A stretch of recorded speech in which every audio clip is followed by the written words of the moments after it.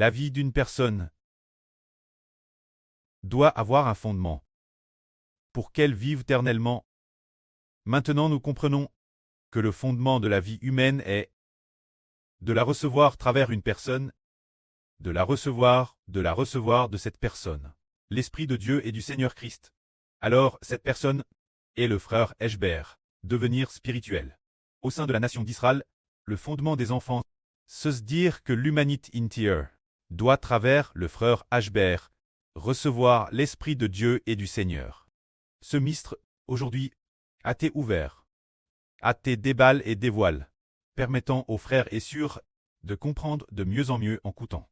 Auparavant, nous ne comprenions pas, pensant tort que, auparavant, nous pensions que la vie de chaque personne était abondante, était celle d'un individu abondant. Mais, par la suite, maintenant, nous découvrons que la vie de chaque personne n'est pas abondante, bien qu'il semble qu'ils soient des individus abondants. Nous découvrons pourtant que celui qui a psh est Adam seul, et pourtant tout le monde meurt. Comment pourrait-il s'agir d'individus abondants? Nous découvrons que nous tous sommes devenus les descendants d'un seul homme, se dire les descendants d'Adam. Ainsi, Adam seul a psh, et tous meurent, parce que Adam est devenu un arbre. Il en est la racine. Nous sommes ses branches. Ainsi il a psh. Et ainsi en lui, il n'y avait plus de vie éternelle, il n'y avait plus de fleuve d'eau de la vie. Ainsi les fleuves d'eau de la vie ont disparu. Et ainsi ses descendants, aucun d'eux ne pouvait boire la source de l'eau de la vie. Chacun a une vie dèche. La vie spirituelle est morte, puisque l'homme est charnel. Sans vie spirituelle, alors Dieu a abré la dure de vie de l'homme. Seulement 80 ans. Mais si la vie de l'homme est spirituelle, appartenant au Saint-Esprit, appartenant à l'Esprit du Christ, alors Dieu et le Seigneur feraient durer notre vie éternellement. Pourtant, Adam n'avait pas cette sorte de vie spirituelle, ses descendants, cause d'Adam.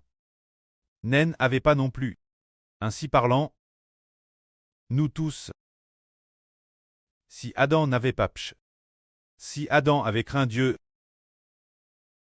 alors la vie de tous, la vie éternelle de tous, de qui viendrait-elle? Prenons un exemple. Si Adam n'avait pas psh, il serait le Fils de Dieu, et aussi le Fils du Seigneur Christ. Si Adam ne pshait pas, alors la vie de Dieu, la vie du Seigneur Christ, serait toutes deux places en Adam. Alors toute notre vie viendrait-elle de Dieu et du Seigneur, ou directement viendrait-elle travers Adam? Si Adam n'avait pas psh, nous tous, la vie éternelle, devrait venir d'Adam, devrait entrer dans toute l'humanité travers Adam.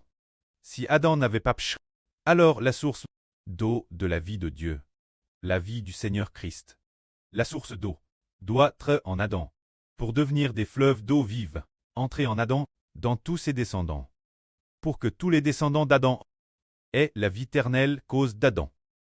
Car ce n'est que maintenant que nous découvrons que nous tous sommes d'Adam, les branches de cet arbre, pas d'un autre arbre, tous dans cet arbre d'Adam. De ce point de vue, cause du pshach d'un seul homme Adam, tous les hommes ont perdu la source de la vie. Mais aujourd'hui, le frère Aber dit, le prêtre a dit, que celui qui peut donner la vie est le prêtre. Bien essayer le grand prêtre, la vie éternelle, est dans le grand prêtre. Alors les frères des 24 vieillards, apportent aussi ensemble la vie qui est dans le frère Eshber, pour la donner aux frères et sœurs Clest. Il semble que les frères et sœurs Clest donnent leur tour la vie éternelle aux enfants de la nouvelle terre. Il semble que l'avenir, il y aura un tel canal de vie, s'il s'agit de fleuves d'eau vive, tout comme un canal, alors au tout début, la source est Dieu et le Seigneur, plaque dans le frère Ber. Alors le frère Ashber entre dans tous les membres. C'est vraiment si merveilleux, si merveilleux. C'est dire cause du pshach d'un seul homme, toute l'humanité a pris. Alors le prêtre et le Seigneur, on ordonne au frère Eshber, demandant au frère Ashber, d'obéir au prêtre Clest et au Seigneur jusqu'à la mort. Et ainsi, toute l'humanité sera bénie travers le frère Eshber. Un tel mystre est maintenant progressivement RVL. Dvoile. Avant cela, nous ne comprenions pas cette chose. Madame Mose dans l'Ancien Testament, qui a reçu les 2 tables de l'Alliance de Dieu. Pourtant Mose ne savait pas non plus ce que préfiguraient les 2 tables, les gens de cette époque ne le savaient pas. Madame les aptres ne le savait pas non plus. Cependant, la fin du monde. Le prêtre Louis me a fait vers le frère Eshbert de l'Arche, et entendre les 2 tables se placer. Puis, le son de leur réunion, le frère Ashbert a personnellement vu cela en RVE, et a ainsi personnellement pour cela sacrifié sa vie pour la volonté de Dieu. Alors il a compris que l'alliance du prêtre devait être donne son fils, le frère Ashbert, ainsi en tant que médiateur de l'alliance, puisque les 2 tables sont place dans le frère Ashbert. Il a compris qu'enralit les 2 tables contiennent l'Esprit de Dieu et du Seigneur. Ainsi la vie a trouvé son fondement dans l'Ancien Testament. Oui, comprenons que les 2 tables étaient place dans l'arche de l'Alliance, l'arche était place dans le temple. Alors, avec le temple, c'est comme si l'on disait que Dieu était au milieu des Israélites. Alors comment? Pour que Dieu soit pour toujours au milieu des Israélites et rende la nation d'Israël stable, il faut qu'il y ait des personnes dévouées servir Dieu.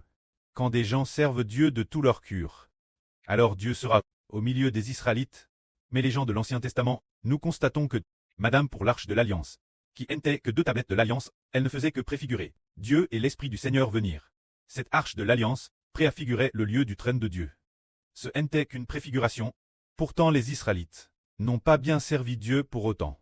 Au contraire, ils ont abandonné Dieu, et ont adoré des idoles, servant d'autres dieux, se détournant du chemin de Dieu. Alors Jéhovah Dieu s'est mis en colère, permettant aux nations païennes de détruire le temple et de capturer l'arche de l'Alliance. L'arche NT plus elle, et l'autel d'or ainsi que l'autel des sacrifices ont emport. Tous les ustensiles ont emport.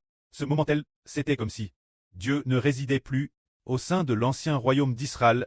Dans ce cas, le peuple n'avait plus la protection de Dieu et fut capturé par les nations païennes pour devenir esclaves en terre trangre. Aujourd'hui, comment pouvons-nous faire pour que notre Dieu soit toujours parmi nous et que le Seigneur Jésus-Christ soit aussi toujours parmi nous, tout comme autrefois? Dieu devait être dans le temple, ce qui préfigurait Dieu au sein du temple.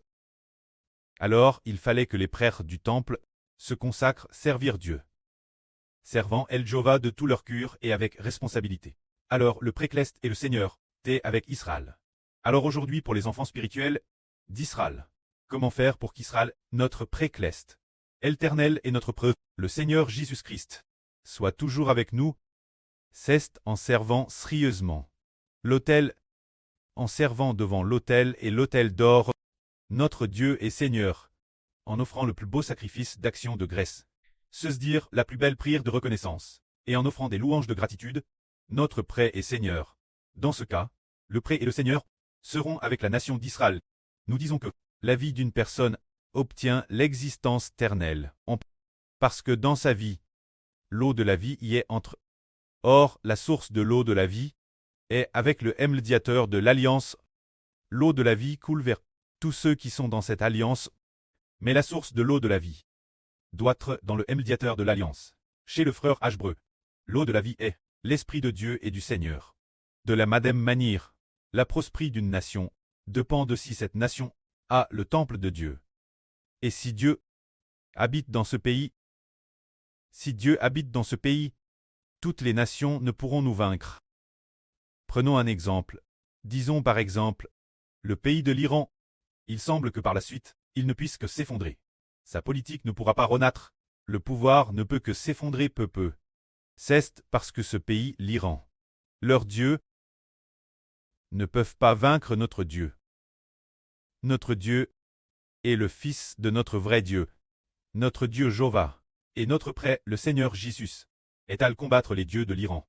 En fait, c'est notre Seigneur Jésus-Christ qui est à combattre, a combattu les dieux de l'Iran. Les dieux de l'Iran ont été par notre Seigneur Jésus-Christ conquis, vaincus. Ainsi, le régime de l'Iran s'est effondré.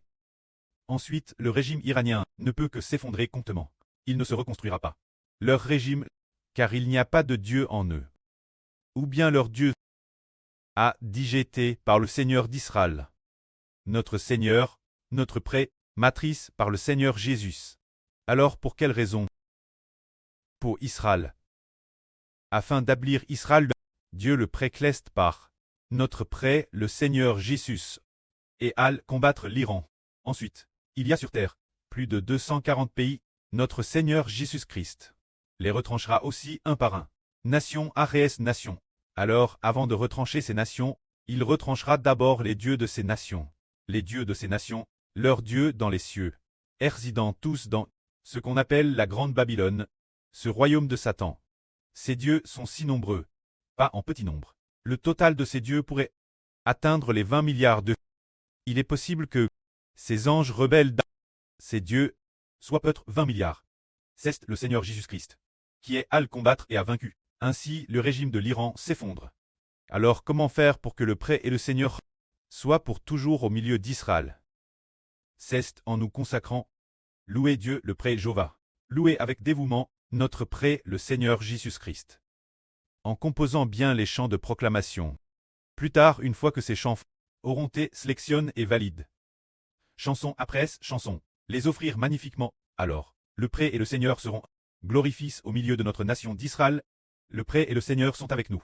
Alors notre Seigneur Jésus-Christ, le prêt l'enverra. Combattre toutes les nations et tous les peuples. Combattre les dieux de toutes les nations et de tous les peuples. Combattre la grande Babylone céleste.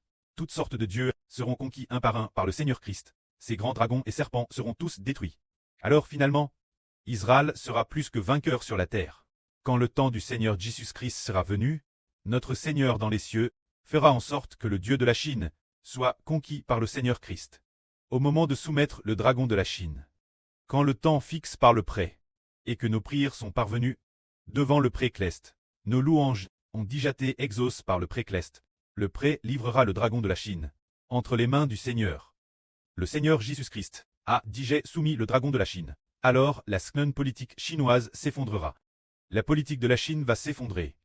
Le régime de la Chine, le régime du PCC va aussi s'effondrer. Alors le régime du royaume d'Israël spirituel va se lever discrètement. L'évangile pourra ainsi très propa en Chine, et aussi étranger toutes les nations. Le succès de la prédication de l'évangile ne dépend pas de nos efforts, mais récide dans les cieux. Le Seigneur Jésus-Christ, après avoir soumis toutes les nations, notre évangile pourra se propager toutes les nations. Que la gloire soit rendue au prêt et au Seigneur. Amen.